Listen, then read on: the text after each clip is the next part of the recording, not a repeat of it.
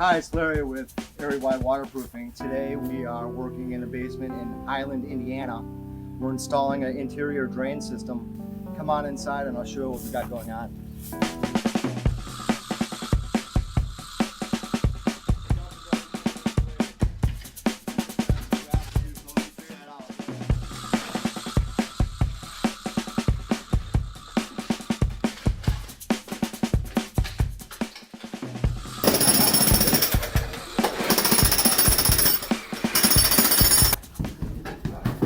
Okay, so we're inside the basement now.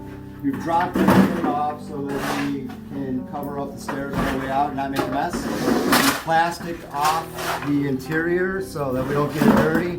And then we had to cut out the drywall so that we can install our drain board. And what we're doing is cinder-block foundations are notorious for leaking water.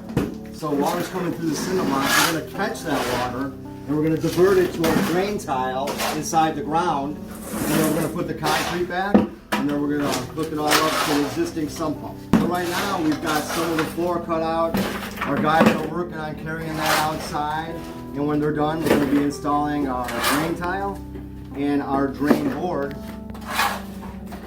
which goes on the wall, these dimples, so that the water can run behind the dimples underneath our new concrete into our drain tile off to the sump pump pit.